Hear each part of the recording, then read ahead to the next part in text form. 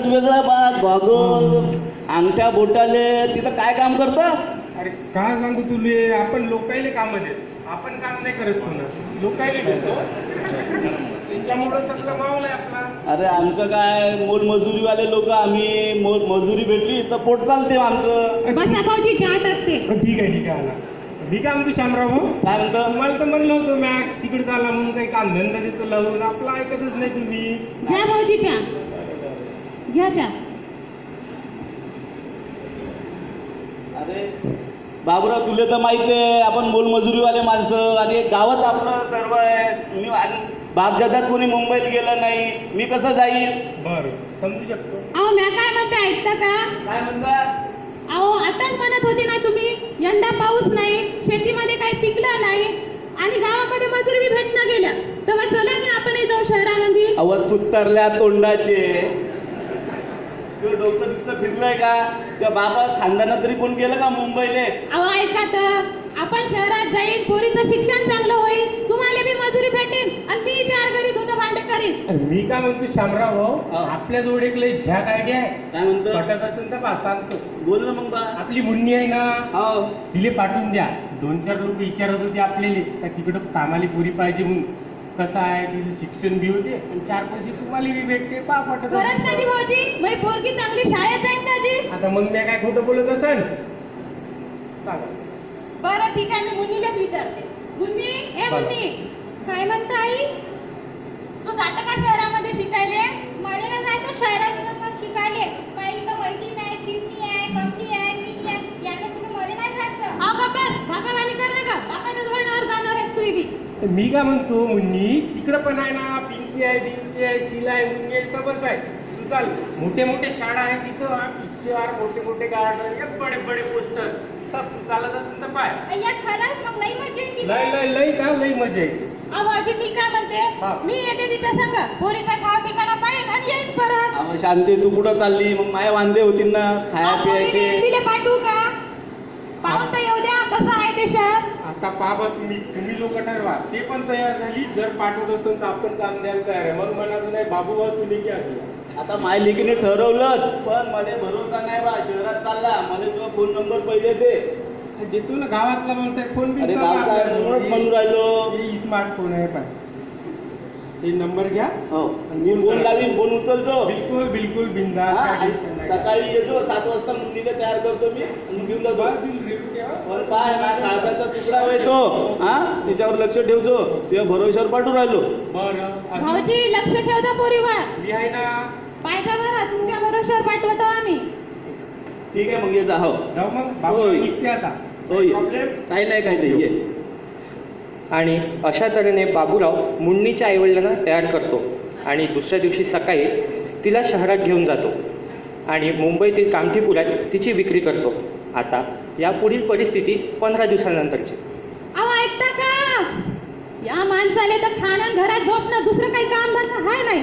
अहो ऐकलं का? अहो, काय वसवस लावली बा तुम्ही? सकाळ झाली की लगेच वस तुला दुसरे काही कामधंदे नाही का? अहो पोरीले शहरात जाऊन 15 दिवस झाले, काही ठाव ठिकाणा नाही. मग मी एक काय फोन करू? तर लावायचा बाबूराव भाऊजीले. नाही मला काम आहे, गावात थोडंसं काम आहे, ते करून येतो मी.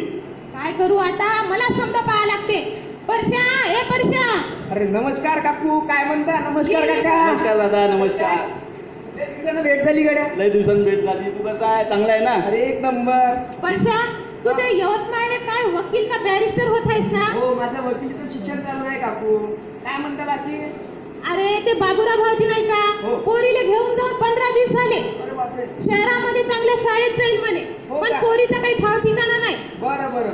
मग काय करा जरा सांगा ना.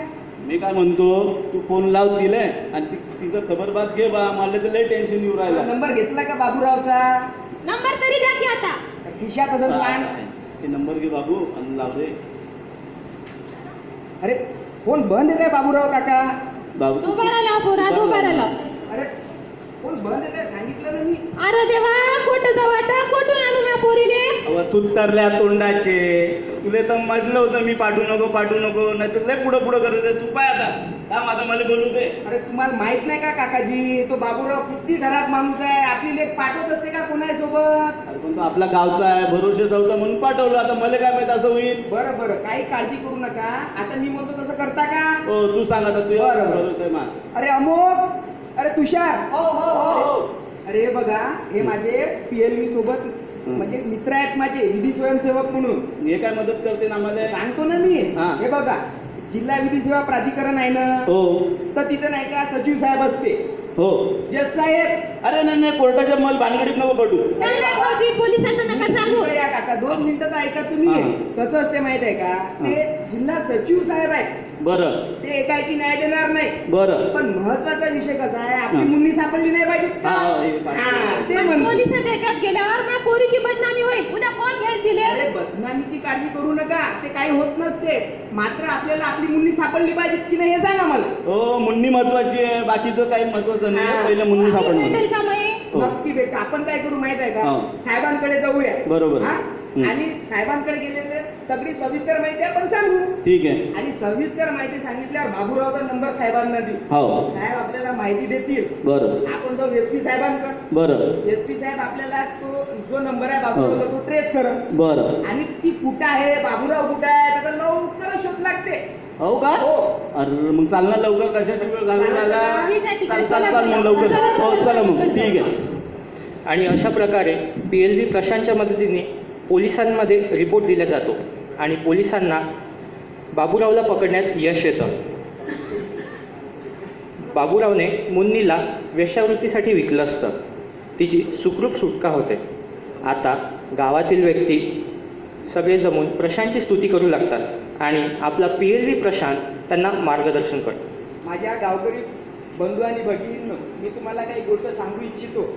आज आपल्याला असं दिसून येते की महिलांची आणि मुलींची तस्करी होताना दिसून येते आणि तस्करी झाल्यानंतर त्यांना वेश्या व्यवसायासाठी प्रवृत्त केल्या जाते. एकदा अशा चक्रव्यूहामध्ये महिला असो मुलगी असो, जर ती काय एकदा चक्रव्यूहात सापडली तर तिला बाहेर निघणे कठीण होते. आणि आपल्या घरची स्त्री आपण कोणाबरोबर पाठवत आहे याची आपण सगळ्यात आधी चाचपणी केली गेली पाहिजे. मात्र असं काही घडलं असेलच तर राष्ट्रीय विधी सेवा प्राधिकरणाअंतर्गत आपल्याला 7 योजना दिलेल्या आहेत आणि त्या 7 योजनेपैकीची ही एक तस्करीची एक योजना आहे. जर एखाद्या महिलेची मुलीची तस्करी होत असेल, तिची विक्री होत असेल, त्याचबरोबर तिचं लैंगिक शोषण होत असेल, तर यासाठी तिला पुनर्वसित करण्यासाठी, तिला जागृत करण्यासाठी या योजनेचा लाभ आपल्या सगळ्यांना दिला जातो. आता ही माहिती आपल्या सगळ्यांना पोहोचलेली आहे. आपण सुद्धा सगळ्यांपर्यंत माहिती पोहोचवली गेली पाहिजे. समजा माहिती देत असताना कुठल्या प्रकारची अडचण आलेली असेल तर आपण जिल्हा विधी सेवा प्राधिकरणाला जिल्हा पातळीवर जाऊ शकता. त्याचबरोबर तालुका पातळीवर सुद्धा जिल्हा विधी सेवा प्राधिकरणाचं ऑफिस आहे.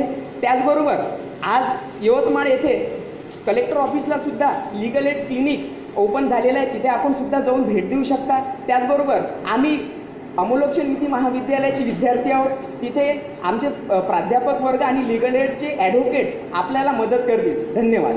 धन्यवाद.